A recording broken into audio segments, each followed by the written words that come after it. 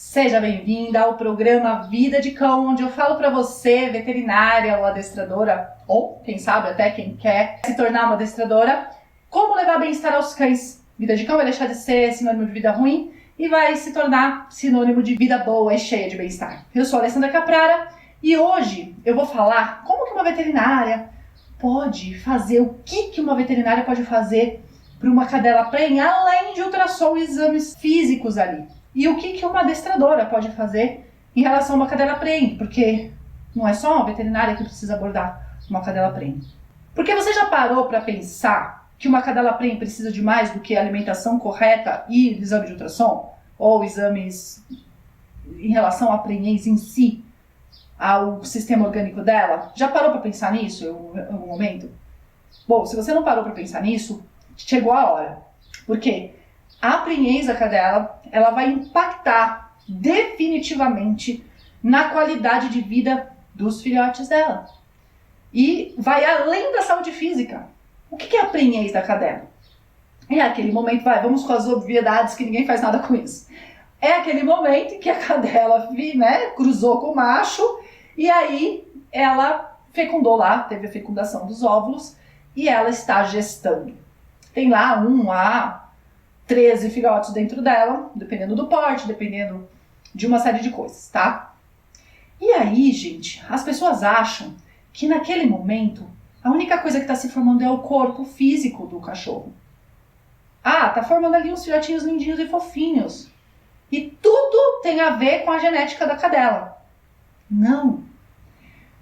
Para você que ainda não sabe, estude uma coisa chamada epigenética. Nem é um assunto tão novo assim, tá? Mas como ele ainda é, do ponto de vista leigo, ainda é novo, porque as coisas chegam na ciência, na academia primeiro, aí depois elas vão passando para as pessoas, para os leigos, de uma forma muito vagarosa. Aí daqui a uns anos a gente tem alguma coisa em relação a isso, às vezes tudo distorcido, tá? Não chega a informação. Existe uma barreira entre a ciência e a pessoa leiga que é muito terrível e que precisa ser quebrada, né? Isso é uma das funções dos profissionais, mas isso é um outro assunto. Eu não fico arrumando galho nos assuntos que eu tô falando. Vamos lá. E aí o que acontece? A epigenética, ela diz o seguinte, né? O que é a epigenética? É a questão que não é o gene que determina tudo. O gene, ele é um molde ali. Não são todos os genes nossos, do nosso corpo, que se expressam. E não, mesmo que tenha um gêmeo, a expressão não é igual.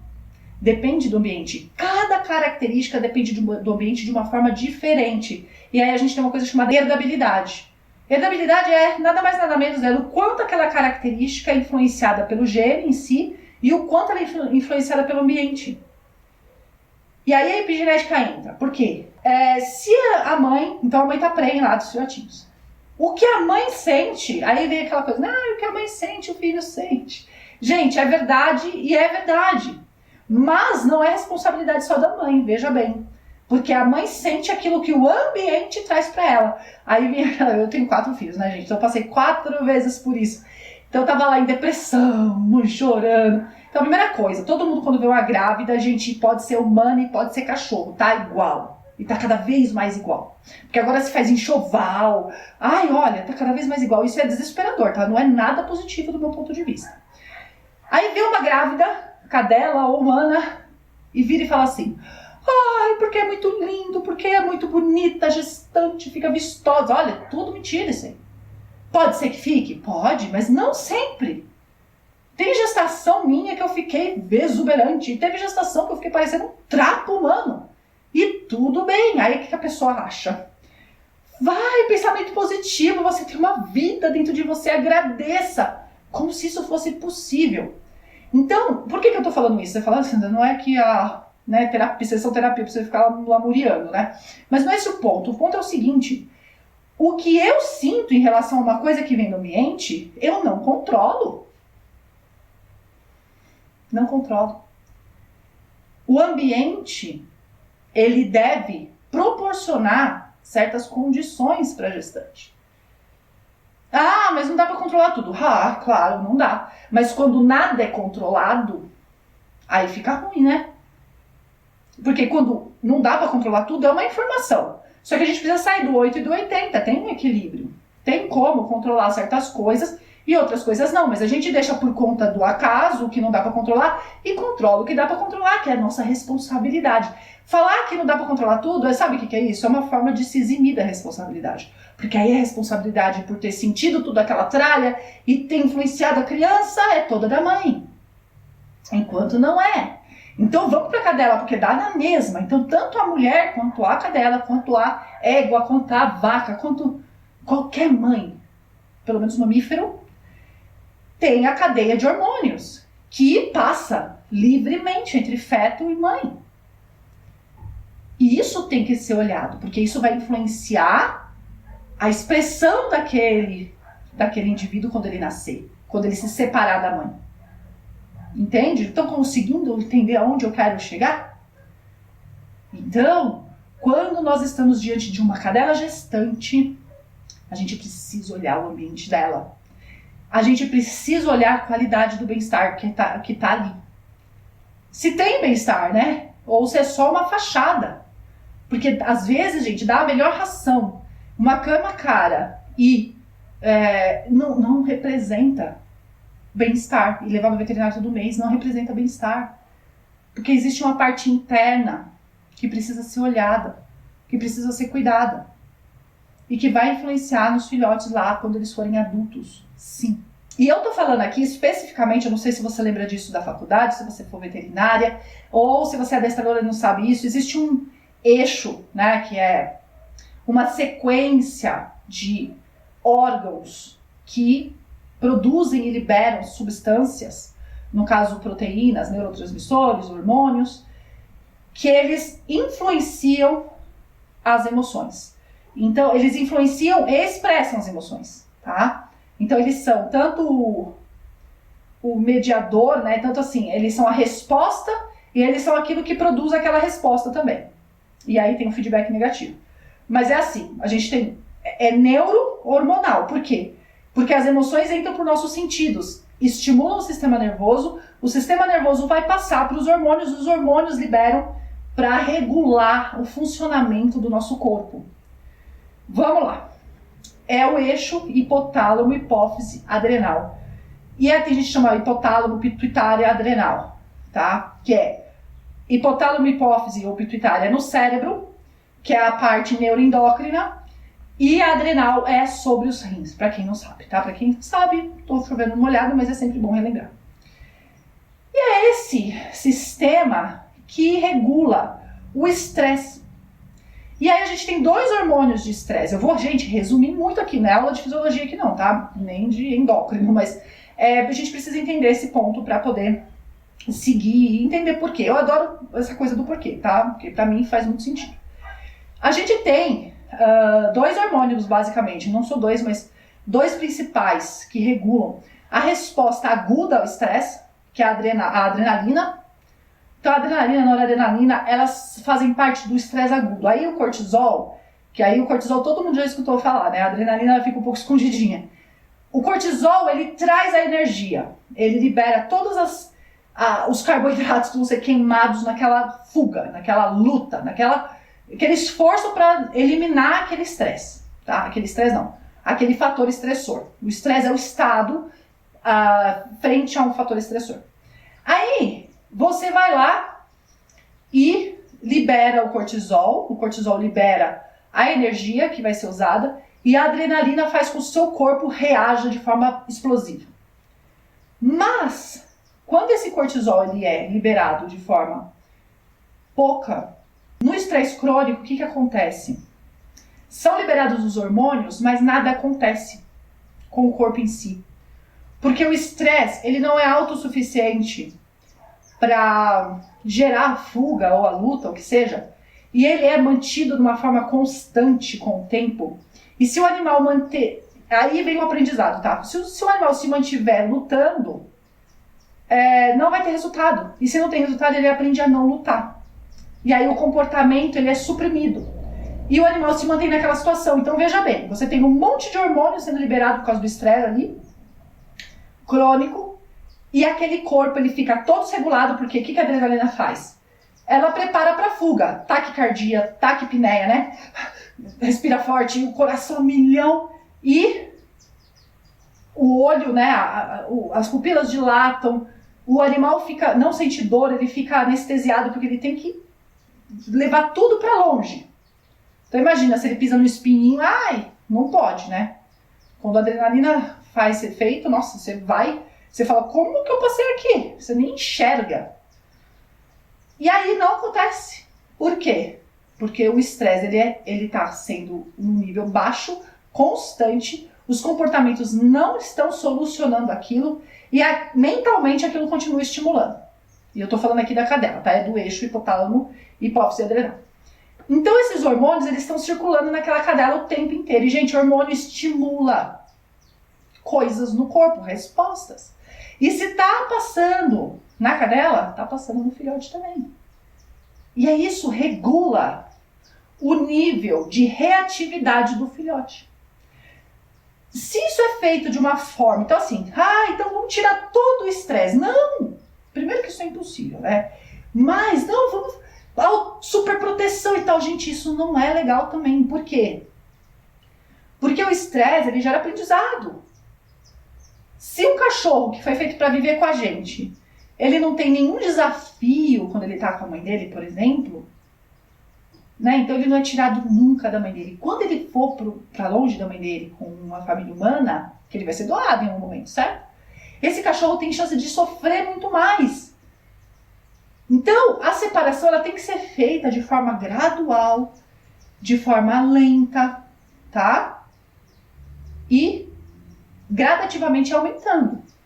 E aí esse animal ele vai aprendendo, percebe a diferença? Não pode ser uma ruptura abrupta, não pode ser não é totalmente protegido e de repente também vai romper, porque os dois fatos, as duas situações vão levar ao sofrimento. Porque num animal não aprende porque não tem estresse suficiente para isso. E no outro, o estresse é tão agudo que não tem solução para aquilo. É uma ruptura. Tá? E a gente tem que achar o equilíbrio em relação a isso, em relação às liberações hormonais e tudo mais. Olha, não tem tanto trabalho em relação a isso, tem alguns bem legais até, mas são antigos. A ciência tem isso, né? Ela respeita umas modas, assim, aí todo mundo pesquisa sobre aquilo, de repente some, não tem mais nada daquele assunto, e aí todo mundo vai pro outro lado, é uma coisa assim, né? Mas a gente vai lendo o que está produzido, que está tudo bem. E tem outro fator também que eu acho muito terrível que está acontecendo, que está acontecendo há muito tempo, né? Que é a perpetuação do medo como praticamente uma epidemia entre os cachorros, assim. Porque o medo é uma característica de alta herdabilidade e de aprendizado muito rápido, é óbvio, né? Porque o medo, na natureza, ele é muito importante. Ele vai deixar o animal vivo. E aí ele vai se afastar daquele perigo. Então ele tem uma facilidade muito grande de aprender. O aprendizado no medo é muito, muito grande. Então se você tem uma mãe medrosa, imagina, uma mãe medrosa, ela imprinta, ela sensibiliza 13 filhotes a ficarem medrosos. Pronto, um virou 13. Entende o poder disso? Então nós precisamos ter muita responsabilidade em relação a isso, gente. Na hora de reproduzir animais, em relação a criadores, sabe? É feito muito aleatório. Precisa tirar fêmea e macho medroso, tirar do plantel. E se tirar, isso vai, não gosto da palavra purificar, sabe, meio eugenista. Vai remover uma reação que hoje ela prejudica as relações, ela não tem mais um porquê de existir. É claro, né, é bom o animal ter medo, tudo para se defender e tudo mais, mas não mais do caso que era na natureza, ele não está mais exposto aos perigos que ele estava antes. E o medo faz com que ele seja removido da convivência. Então nós precisamos, como profissionais, retirar esses animais. Então, eu quero reproduzir o meu filhotinho, isso aqui é minha cachorra, porque eu adoro. Você viu que tem medo? Olha, não. Explica.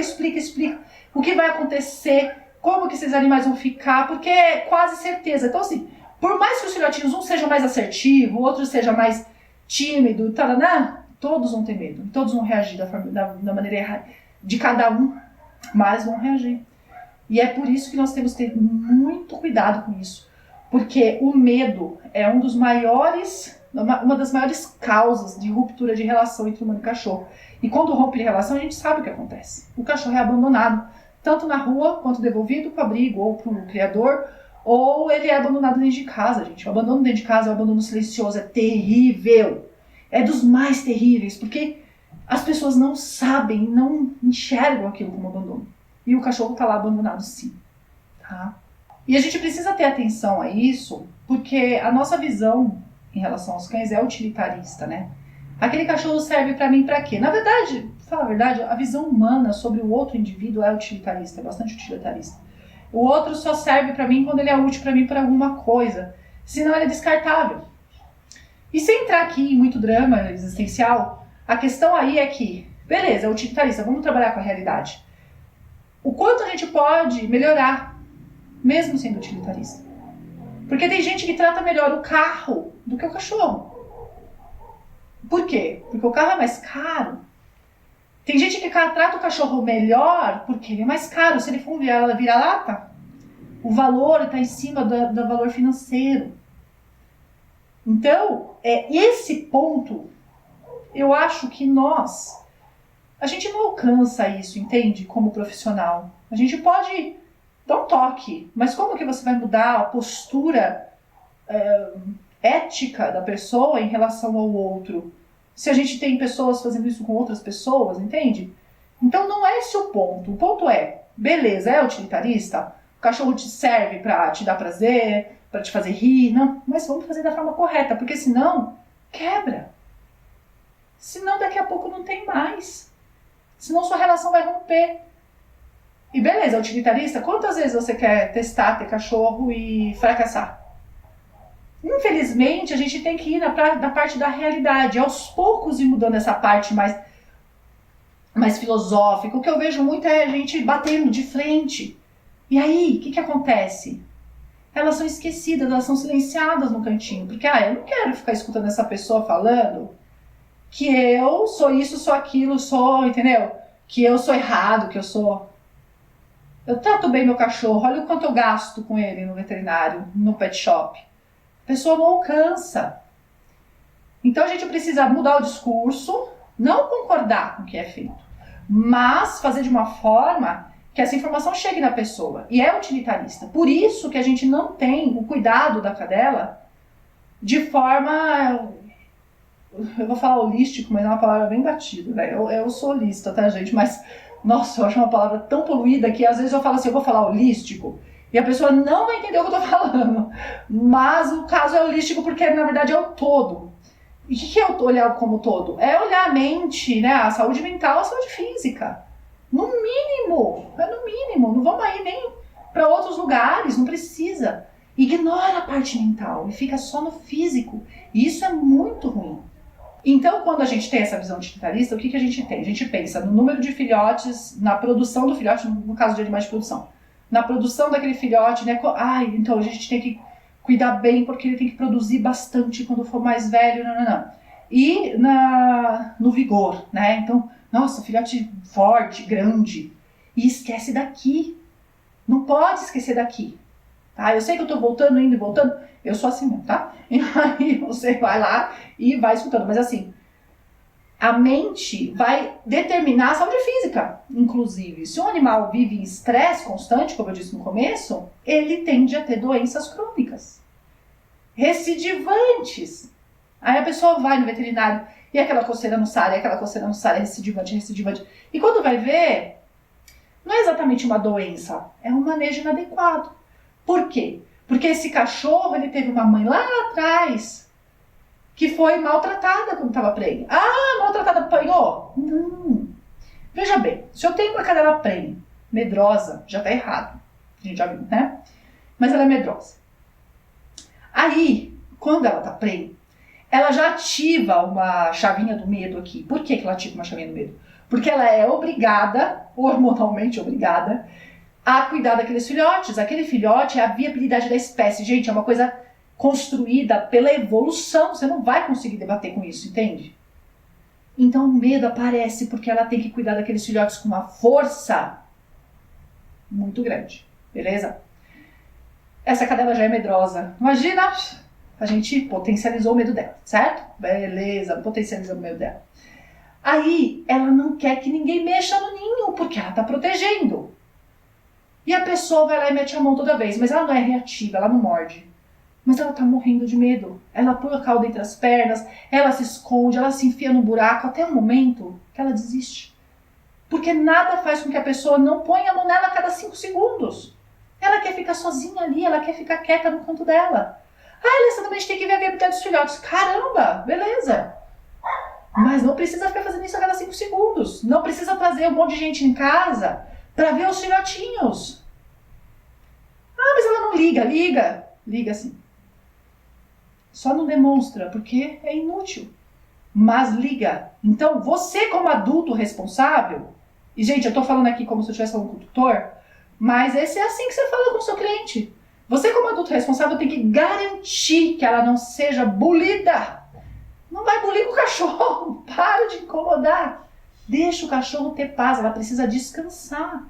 Ela não é o nosso objeto de prazer que a gente fica manipulando. Os filhotinhos precisam descansar. Para de pegar no colo.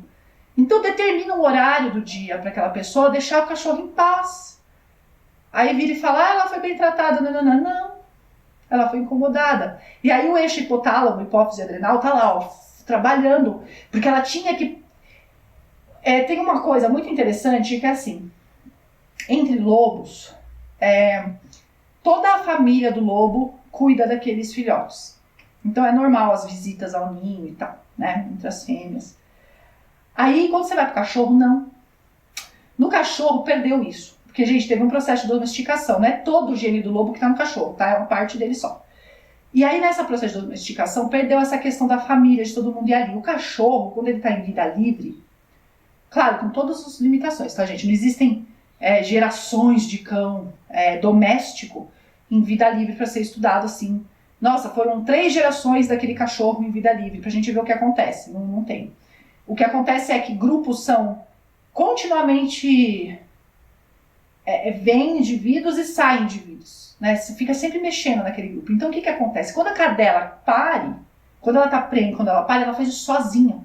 E ela já tá, mesmo os membros daquele grupo heterogêneo, ela não deixa chegar. E quando chega, isso foram estudados cães de vida livre domésticos, tá? Gente, porque tem a diferença entre cão selvagem, que é o dingo, o cão cantor da Nova Guiné, tem diferença com cão doméstico de vida livre, que é o cão de rua, o cão feral. É diferente, porque o dingo não e o cão da Nova Guiné lá não são domésticos, eles são semidomésticos, tá? Então o cachorro doméstico, cães familiares, não existe essa população. E eles foram estudados nessas populações que entra e sai indivíduo, e foram acompanhadas as cadelas prenhes. Mesmo os indivíduos do grupo, quando vem visitar, dependendo da situação, ela age como se fosse um inimigo chegando. Ela quer transferir de ninho. Ela quer ir fugir dali. Quer tirar os filhotes dali e fugir. E essas transferências de ninho até causam um monte de morte de filhote, tá? Então imagina só, se a cadela, ela tem um grupo, e os membros do grupo dela, ela não deixa chegar. Imagina você, lá na natureza, lá, né, na vida livre, a cadela cata os filhotes e vai para outro lugar, e dentro da tua casa. Não tem pra onde ir. Então a nossa obrigação não interessa. A minha cadela deixa. Não interessa. A gente precisa prover. É igual criança, sabe? Você tem um filho lá. Você vira e fala, mas ele não pediu água. A criança tem 2 anos de idade, 1 ano de idade. Não pediu água. Morreu de sede porque quis. Você não pediu de água. Ele não pede água, não precisa beber água. Não é assim, gente. A gente sabe que a criança bebe água. E aí a gente dá água. A gente sabe, entendeu? É essa importância tem que dar. Você sabe que a cadela bebe água, ela pede água? Pede, né? Às vezes pede. Mas nem todo cachorro pede água. E se ela tá pedindo água, é porque faz tempo que você não tá dando água pra ela. Tá errado. Você tem que saber de antemão, você percebe? A necessidade natural é igual, tem que dar a mesma importância. Esse é o problema. As pessoas dão importância pra água, comida, abrigo. Mas não dão importância para as questões emocionais do cachorro, mentais. O que causa mal-estar para aquele cão? E o que causa bem-estar? Então, para a cadela prenhe, precisa garantir um espaço de abrigo onde ela possa ficar com os filhotes de forma... Aí vira e fala assim, a cadela rejeitou. Eu não sou capaz de dizer, essa raça rejeita, se eu não paro de atazanar a vida da cadela. É oferecido o ambiente adequado para ela parir de fato? Para ela manter a gestação? Porque se ela está gestando, ela já está procurando ninho. Enquanto gesta, já está procurando ninho, ela já vai fazer o ninho a partir de um certo momento. E aí, ela achou o ninho correto? Você deu essas condições para ela? Tem uma caixinha escondidinha num cantinho escurinho? Entende? Então, proporcionar esse tipo de conforto é nossa obrigação. A obrigação do profissional é esclarecer em relação a isso. E é claro que não é só isso, mas como esse ponto ele é pouco estudado, ele não é muito estudado não, e os estudos são feitos, são inconclusivos, às vezes as informações são coletadas de forma incompleta, a gente não sabe tudo o que uma cadela precisa. Então a gente faz o que pode, não vai sair do 880, vamos para o equilíbrio, né? Então o que a gente sabe? A gente sabe que tem que garantir um lugar quentinho e escondidinho para ela? Faça! O que mais que a gente sabe? Que tem que tirar a cadela medrosa da reprodução sem a menor dúvida? Faça! Que tem que oferecer sim a alimentação correta para a cadela, porque a alimentação falha também altera a questão hormonal. Sim, então faça! Entende? Vamos fazer tudo que a gente conseguir compreender, e isso vai ajudar a gente a ter um outro olhar, um olhar mais fino para as reações dos animais. Conforme a gente vai ajustando esses pequenos parafusinhos, um de cada vez, a gente vai vendo, olha, essa cadela aqui, ela rejeitava, não rejeita mais. Bom, gente, essa cadela rejeita filhote, por favor, tira da reprodução também, né? É que eu tô falando aqui quando não tem o que fazer, quando foi um acidente. Então a pessoa vem fazer, né? A cadela tá prenha, olha só. Para quem vem, é a hora de fazer toda essa explicação, dar toda essa clareza para o tutor em relação ao bem-estar daquela cadela. É na hora que ele chega lá com ela prenhe. E aí depois orientar, não vou falar aqui sobre pós-parto, que também, né? Eu falei um pouco, mas não vou falar só disso, vou falar da cadela, que também precisa olhar bastante, porque ali também determina um monte de coisa da vida do animal. E aí a gente precisa entender que nós como profissionais precisamos coletar dados. Porque lê aí os trabalhos de comportamento e olha o N. O N é a amostra que é colocada ali para avaliar aqueles dados. É muito pequeno, gente. Eu vi aí experimentos de 40, de 20, de 30 animais. Tá, do ponto de vista estatístico, beleza, é aceitável. Mas e do ponto de vista populacional? Quanto maior o N, melhor. A gente vai sempre trabalhar com o mínimo? Será que é suficiente? Eu li uma série de trabalhos falando assim, a pesquisa deveria realmente ser feita com mais animais. Aí quando que a gente tem um N grande? Né? Quando que a gente tem uma amostra grandona? Quando a gente faz pesquisa com base em questionário. Mas onde é aplicado o questionário? Explica para mim. Às vezes é em veterinário, mas aí é em veterinário com base no conhecimento que ele tem, não em caso clínico. Assim, de realmente pegar, é caso clínico óbvio, né? Mas você percebe? É de pergunta aberta. Não é em cima assim, quantos casos você tem disso? Qual foi o resultado? Aí a pessoa fala, não, esse caso foi em cima da ficha. Entende? É em cima dos casos lá lembrados, do aprendizado do profissional, a maior parte, tá? Não sei se tem algum que não seja dessa forma. Também não sei tudo, então não tem problema. Mas o outro tipo de questionário é feito com tutor. Só que aí você está trabalhando um monte de viés. É claro que tem ferramentas para tirar os vieses e tudo, mas, gente, presta atenção. Se a gente começar a implementar algumas coisas, nós mesmos podemos coletar dados de forma mais sistemática para poder alimentar a ciência. Olha, a gente é um grupo de veterinárias aqui que a gente coleta essas informações de comportamento. Veja só, implementando essa atitude aqui, essa atividade, aqui a gente teve menos XYZ de comportamento inadequado. Vamos acompanhar essa ninhada até o fim dela, lá na morte. Entende? Olha, o tratamento da mãe, então tem até alguns trabalhos que falam, puxa, esse trabalho foi super legal se tivesse coletado os dados sobre a mãe. Mas não tinha. Entende? Então fazer tudo. E um N grande, então 1000 cachorros. Sei lá, 500 cachorros, já é muito. E é nosso papel como profissional. Não pode ficar esperando o laboratório fazer isso. Não existe assim, é o cientista. Você vai lá e fala, olha, a gente fez isso e aí melhorou isso. Tava assim, ficou assado. Do jeito que é feito hoje, qualquer desse tipo de alteração é muito importante. E já existem questionários que dá para pegar como base. Que dados eu coleto? Tá? Mas para isso a gente precisa realmente se unir e fazer alguma coisa em relação a isso, em relação ao comportamento desse cachorro. Beleza? Aí eu falei da boa alimentação da cadela. Gente, alimentar bem não é superalimentar. Porque eu vejo muitos profissionais, tanto veterinários quanto adestradores, superalimentando o bicho. Tá? Precisa... Não é que superalimentando, porque quem dá comida é o tutor, mas não esclarecendo em relação a isso. Precisa esclarecer o tutor que ele tem que dar a comida da quantidade certa. Isso é uma coisa, é uma crítica à minha ração, porque muitas vezes o tutor ele tem uma sensação de estar dando pouca comida, porque o volume, como é concentrado, né? O volume que ele dá é pequeno. Quando é cachorro pequenininho, então nem se fala que às vezes uma coisinha assim, que o estômago deles é muito pequeno. E aí, o que acontece? Ele vai lá e aumenta a quantidade de acordo com a cabeça dele, que vai encher a barriga do cachorro, entendeu? E isso faz com que o cachorro engorde. Uma cadela preta gorda, gente, não pode. Não deve acontecer isso. Tá? Isso prejudica uma série de coisas orgânicas, eu não vou entrar nesse assunto, mas principalmente a questão da locomoção, do bem-estar, porque quem me acompanha sabe que a superalimentação, manter o animal gordo, deixa ele ocioso. E a cadela não pode ficar ociosa, porque senão ela fica ansiosa. Ela precisa continuar realizando as atividades que são possíveis para ela dentro do peso que ela está, com a segurança necessária, mas ela tem que continuar brincando, ela tem que continuar passeando. Beleza? Ela para quando ela quiser, quando ela não quiser mais andar, quando ela estiver já cansadona, só querendo parir. Então, as atividades que esse animal vai realizar precisam continuar. Não é para super proteger aquilo, a gente vai manter a cadela em atividade e sem ficar acima do peso. Então eu falei já, né, das atividades, e aí eu quero falar daquela coisa da toca que eu falei.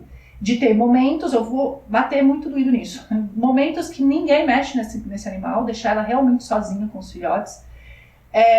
Momentos, e aí se tem criança, tá, eu acho que vale até uma questão educativa para a criança, funciona muito avisos visuais. Não incomode, me deixa em paz, pinta de vermelho, fala aqui não pode, olha, quando ela entrar aqui, é só ela e os filhotinhos dela, não é pra mexer. Isso vale pra adulto também, tá, gente? Que às vezes eu prefiro até lidar com criança, que eles escutam mais do que com adulto. Nossa, adulto é terrível às vezes, viu? E além de não reproduzir os medrosos, lembra que eu falei? Não reproduzir os agressivos. Porque apesar da cadela precisar do momento dela lá de quietinha, né, de privacidade, você precisa conseguir olhar esses filhotes. Porque faz parte da saúde também, tem que examinar, tem que ver se a cadela está alimentando bem, se estão todos no mesmo peso, se os tetos, uma série de coisas de manejo da cadela prene e depois dos filhotes, que precisa acontecer, até da própria cadela. Tem que examinar às vezes, sim. Não é que não é, não estou falando aqui que não é para examinar. E aí o animal agressivo ele não permite. E a agressividade também vai transmitir para os filhotes. Então, tanto cadelas e cachorros agressivos quanto os medrosos têm que ser tirados da reprodução. E aí os agressivos também podem, inclusive, agredir os filhotes. Tá? Então, tirar esses dois da reprodução, sem a menor dúvida.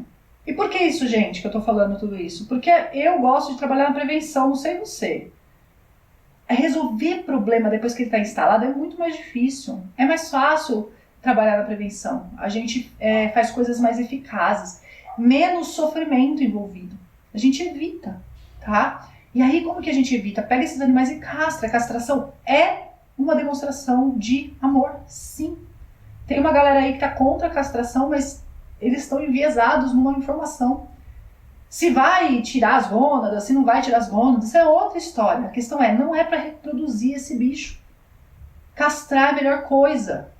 Do ponto de vista... Quando você pesa as coisas, castrar ainda tá ganhando. E aí, gente, a última coisa que eu queria falar. Enquanto o veterinário faz toda essa parte de exames, ele é a linha de frente dessa questão, né, de esclarecer em relação à prenhez, a adestradora, ela tem que estar atenta para quando essa pessoa falar. Ah, eu quero cruzar a minha cachorrinha para esclarecer também. E para encaminhar para uma veterinária como for necessário. Para castrar, para esclarecer mais, entende? Então, às vezes, a gente tem que trabalhar em conjunto, às vezes não sempre, né? Em prol do cachorro. Então, vamos supor, você falou um monte de coisa, você é adestradora. Aí a pessoa ficou bem assim, sabe? Aí você já conhece uma veterinária comportamentalista, você fala assim, ó, leva naquela veterinária que ela vai lá, vai confirmar pra você o que eu tô falando. E aí você leva, a pessoa leva e ela confirma. Aí por isso que eu acho lindo, assim, grupo, gente, é de tudo de bom, tá? Grupo só traz benefício quando a gente fala desse tipo de coisa. Quando a gente trabalha junto, é claro, não competindo pelas coisas, claro. Tá bom, gente? Então era isso que eu tinha pra falar sobre manejo de cadela prenhe. Eu espero que tenha sido útil em alguma coisa e a gente se vê no próximo vídeo.